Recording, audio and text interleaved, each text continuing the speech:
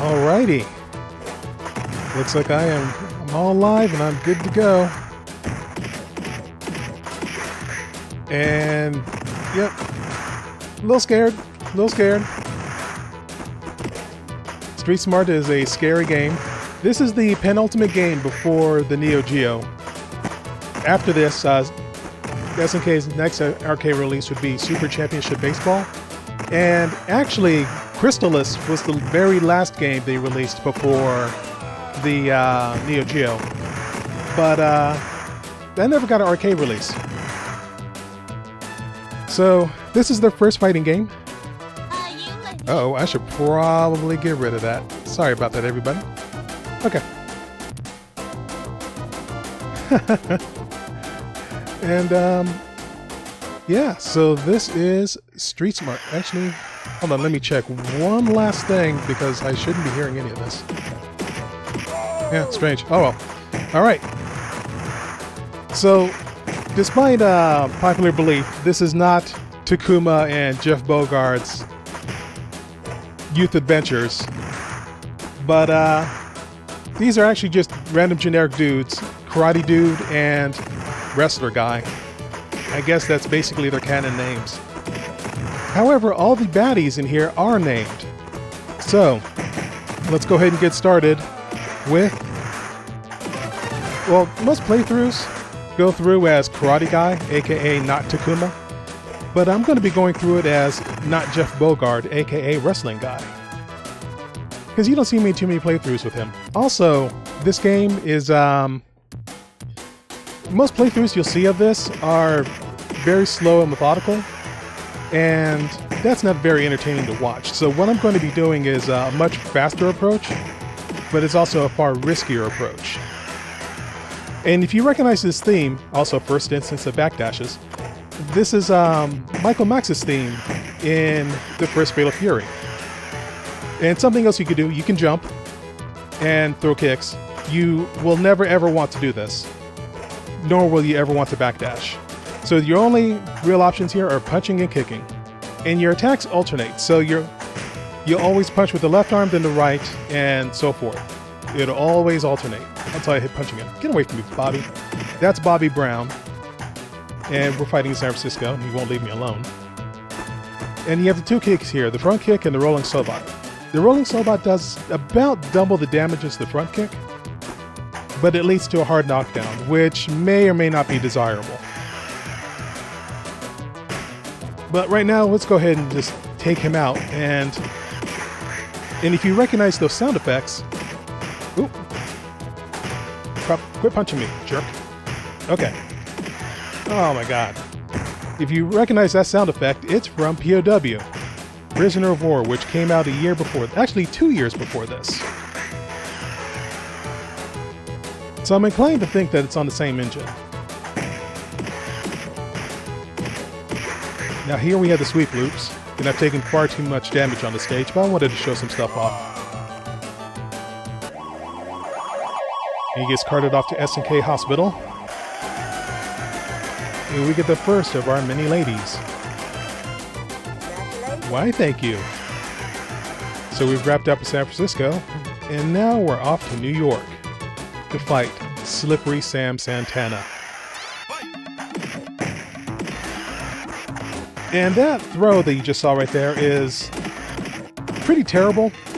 Despite being a wrestler, he has a really god-awful throw in that he is negative frames whenever he lands it, and you can't control when it comes out.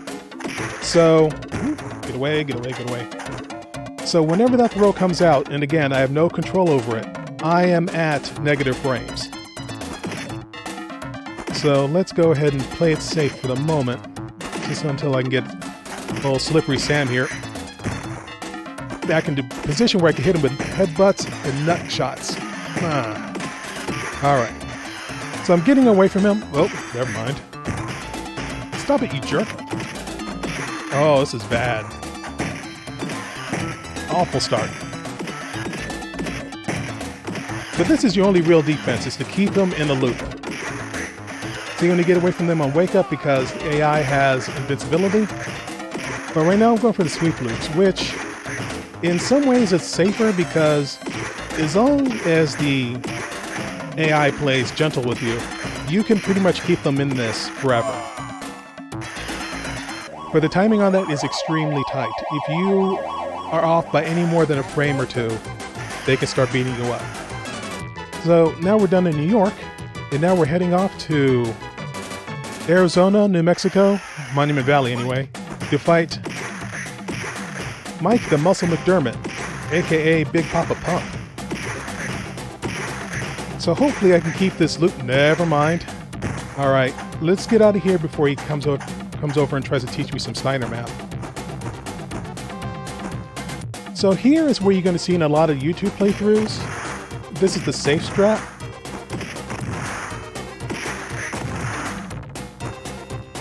And I'm only going to try to get away with doing it on him, just because it is so scary to try to fight him straight up if you don't get the sweep loop going.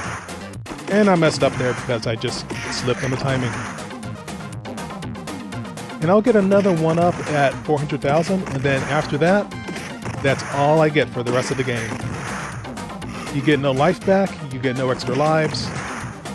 We have at 400k is we have for the remainder of the game.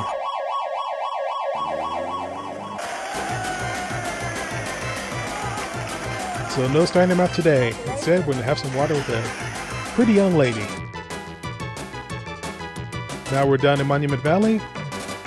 We're off to Miami, where we see old Slippery Sam Santana again. Now, to be honest, this game is, well, this stage, rather this track, is the main reason why I remember this game as a kid, because I love this track so much. Well, that and the sound effect, I mean.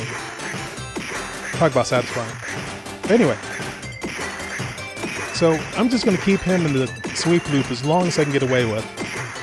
What Sam likes to do is just go off whenever he has like 1 or 2 hits left. But that didn't happen this time, so things are going well. But now I'm going against one of the hardest fights in the game. And I have some new strats for him that I discovered this morning. and I'm going to try them out, but if they don't work, then I'm immediately going to go back to the wussy tactics. So let's go. Now I already messed up. So now we're off to New Orleans fighting Larry, the leg breaker Lobaninski. And he just tombstoned me onto the street. Okay. Wuss tactics. Actually, nope, never mind. I was going to go for headbutt loops. He's not having any of it. Would you believe that he's 19 years old? Actually, got sweep loop. I used to think the sweep loop on him was impossible just because of how he fell, and the timing is just so wildly different than everybody else in the game. But it actually works. So I was going to go for a flashier approach. Oh crap.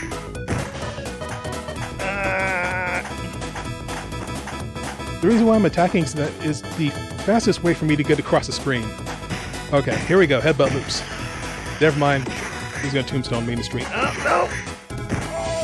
The problem with him is that if he lands a tombstone, or really if he lands any knockdown, then he can follow it up with a bunch of attacks in the corner, and you can't do anything about it. You just have to sit there and take it. And it's possible for him to kill you just outright if he lands a single knockdown.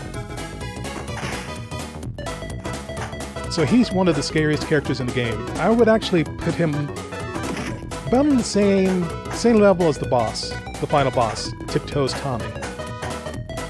But I've already lost 2 lives here, so I'm a little afraid.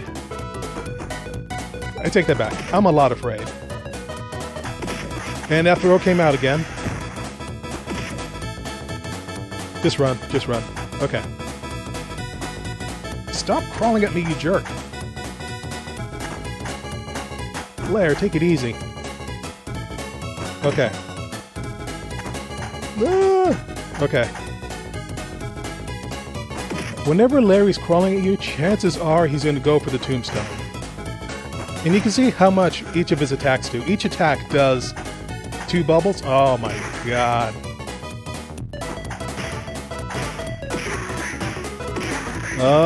This is bad. I came into this with 3 lives. I lost all of them against Larry. So at this point, I cannot lose a life. And that's going to be very difficult when you get to the final boss, because if you drop that combo, you kind of have to lose a life in order to get into a position to do it again. Okay, let me get away from him before he catches me in a demon flip. So here we have Jake the Wrench over in Las Vegas.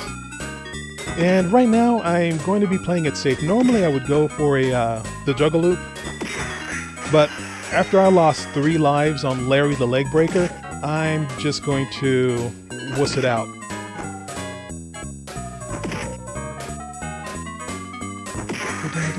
Yes, this totally came from Super Spy. Oh.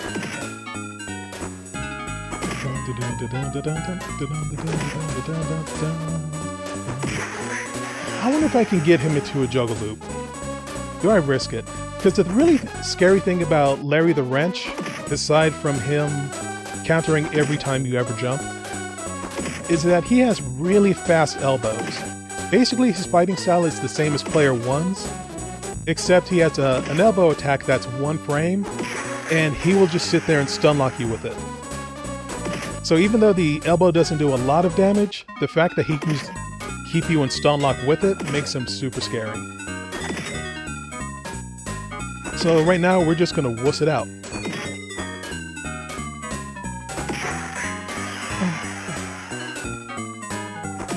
But if it were up to me, I would change the order of the guys in this, and I would change it to... I'd probably put Larry the Leg Breaker either like as a penultimate boss or the final boss, because I'm not sure if Tiptoes Tommy is quite as scary. Actually, I take that back. Tiptoes Tommy is scarier than Larry, but just barely. Alright. I didn't want to wuss it out there, but at this point I gotta play safe if I want to have a chance at a 1cc. Alright, we're done in Vegas, and we're off to Chicago to fight Adam Crybaby Calamero. So Adam's special thing is that he has KOF style rolls, KOF 96 anyway, onwards. And he likes to spam it every time he gets hit. So we're just going to go ahead and play safe against him. Which, playing safe is something I really didn't want to do, but I didn't expect that blow up. Okay, maybe I can go for a double loop here. Oh yeah. Please, the non-existent crowd in the bar. He also has a abdominal stretch, which we're not going to see today, but it's one of my favorite throws in the game. It has a great sound effect along with it too, but I can't count on him to do it. So, and I don't have any lives to spare, so he's going to keep him juggled. But yeah, the rolls in this work the same way they do in KOF. He's invincible all the way through the roll, but he's vulnerable at the end of it. Oh yeah. Not Jeff Bogard fights dirty. And there's Pink. That's for you, BBH. Okay, so now we're off to Washington, D.C. to fight Tiptoes Tommy. And I'm not going to be talking much because this second is super hard and I need to concentrate.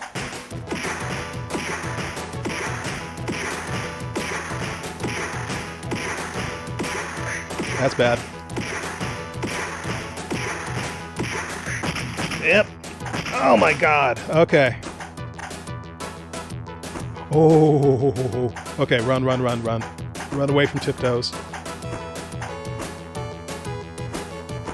Oh my god. He won't stop attacking. Run. Okay.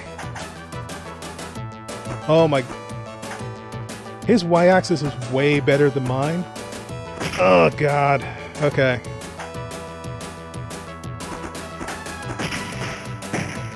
Ah. Well, at least we got the oh yeah. According to the bezel, he weighs about 310 pounds. And I know that's not true because I used to weigh more than 310 pounds and I was nowhere this dude's size. Oh, but I was so close. Ah.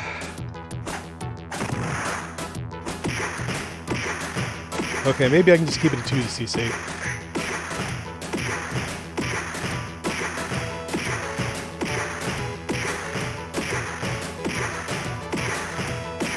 Oh, I was so close. Yeah, if he weighs 310 pounds, I must weigh around 30. Oh, I was so close. But now Jeff Bogard has his ladies. And you get a whole special stage just for the ending, as well as a free 1,000,000 points. You know what? That was just bad. So. Oh yeah! But we get an oh yeah in there.